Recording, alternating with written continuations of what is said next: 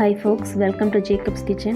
இன்னைக்கு நம்ம வீடியோல காலிஃப்ளவர் சூப்பு செட்டிநாடு ஸ்டைல்ல எப்படி பண்றதுன்னு தான் பார்க்க போறோம். சூப் பண்றதுக்கு நான் 50 கிராம் பாசிப்பருப்பு வந்து எடுத்துர்க்கேன். பாசிப்பருப்பு சேர்த்து இந்த சூப்பு பண்ணீங்கன்னா நல்ல டேஸ்டா இருக்கும்.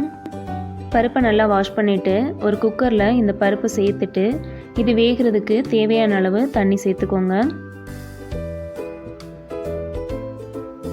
அது கூட ஒரு 1/4 டீஸ்பூன் உப்பு சேர்த்து குக்கரை க்ளோஸ் பண்ணிவிட்டு 3 விசில் விட்டு வேக வச்சு எடுத்துக்கலாம்.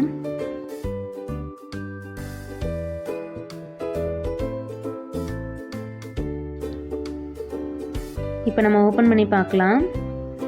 பாருங்கள், பருப்பு நல்லா வெந்துருச்சு. சூப் பண்ணுறதுக்கு காலிஃப்ளவர் ரொம்ப இருக்கணும்னு அவசியம் இல்லை. ஒரு முழு பூவில் கால்வாசி இருந்தாலே போதும். நான் 1 கப் அளவுக்கு காலிஃப்ளவரை கட் பண்ணி எடுத்து வச்சுருக்கேன். நோய் எதிர்ப்பு சக்தி அதிகம் கிடைக்கக்கூடிய காலிஃப்ளவரை நீங்கள் அடிக்கடி எடுத்துக்கோங்க. இப்போ ஒரு பாத்திரத்தில் நம்ம கட் பண்ணி வச்சுருந்தா காலிஃப்ளவரை சேர்த்துக்கோங்க. இந்த காலிஃப்ளவர் மூழ்கிற அளவுக்கு தண்ணி வந்து சேர்த்துக்கோங்க.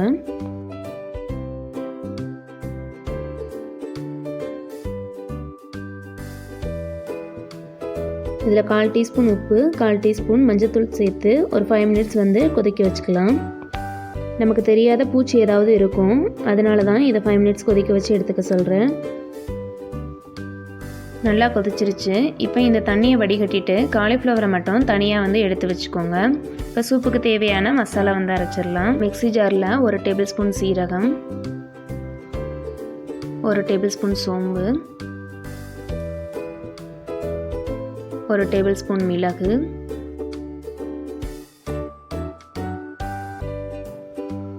2 போல் சின்ன வெங்காயத்தை சின்ன சின்னதாக கட் பண்ணி சேர்த்துக்கிறேன். அது கூட 4 பல்லு பூண்டையும் சின்ன சின்ன பீசஸாக கட் பண்ணி வந்து சேர்த்துக்கிறேன்.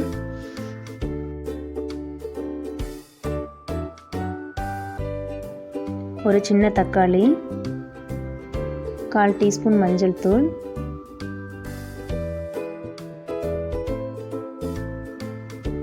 இதில் இப்போ கொஞ்சமாக தண்ணி சேர்த்து நம்ம வந்து அரைச்சி எடுத்துக்கலாம்.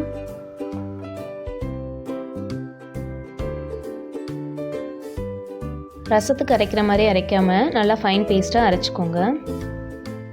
இந்த மாதிரி அரைச்சிக்கோங்க. இப்போ சூப்பு பண்ணுறதுக்கு ஒரு பேனில் 2 ஸ்பூன் அளவுக்கு எண்ணெய் சேர்த்துடலாம்.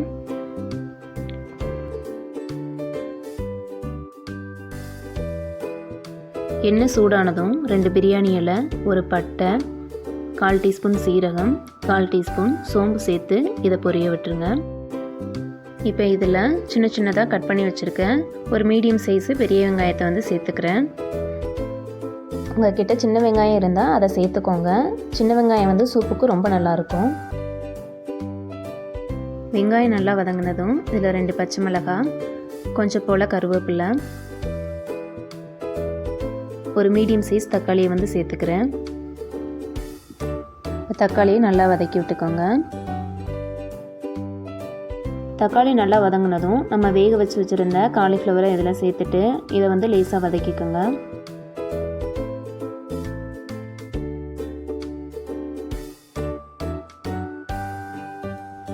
இப்போ நம்ம அரைச்சி வச்ச மசாலாவை இதில் சேர்த்துடலாம்.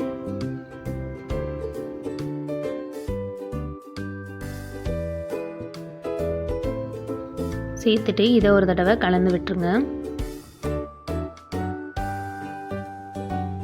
இது கூட நம்ம வேக வச்ச பருப்பையும் இதில் சேர்த்துடலாம். பருப்பு நல்லா கலந்து விட்டுட்டு சூப்புக்கு தேவையான அளவு தண்ணியும் வந்து சேர்த்துக்கலாம். உங்களுக்கு சூப்பு எந்த அளவு வேணுமோ அந்த அளவுக்கு தண்ணி சேர்த்துக்கோங்க. இந்த சூப்பை நீங்கள் சாதம், இட்லி, தோசை இது எல்லாத்துக்குமே சாப்பிட்லாம். சும்மாவும் குடிக்கலாம், ரொம்ப நல்லாயிருக்கும். தண்ணி சேர்த்துட்டு இதில் உப்பு இருக்கான்னு செக் பண்ணிவிட்டு தேவைன்னா உப்பு வந்து சேர்த்துக்கலாம். இப்போ இதை நல்லா நம்ம கொதிக்க விட்டுறலாம். இப்போ பார்த்திங்கன்னா நல்லா கொதிச்சிட்ருக்கு. நம்ம அரைச்சி சேர்த்த மசாலாவோட பச்சை வாசனை போய் இந்த காலிஃப்ளவர் நல்லா வெந்து வரணும். அது வரைக்கும் இதை வேக வச்சுக்கலாம்.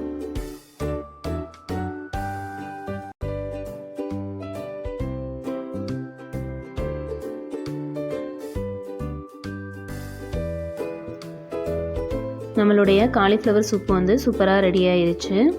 இப்போ இதுக்கு மேலே நம்ம கொஞ்சமாக கொத்தமல்லி இலையை தூவிட்டு இறக்கிடலாம்.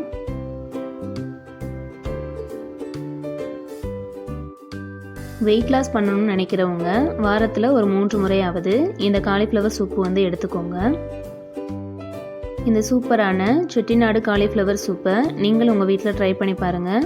ட்ரை பண்ணி பார்த்துட்டு எப்படி வந்துச்சுன்னு எனக்கு கமெண்ட்ஸில் சொல்லுங்கள். இந்த வீடியோ உங்களுக்கு பிடிச்சிருந்தா லைக் பண்ணுங்கள், ஷேர் பண்ணுங்கள், மறக்காமல் சப்ஸ்கிரைப் பண்ணிடுங்க. தேங்க்யூ.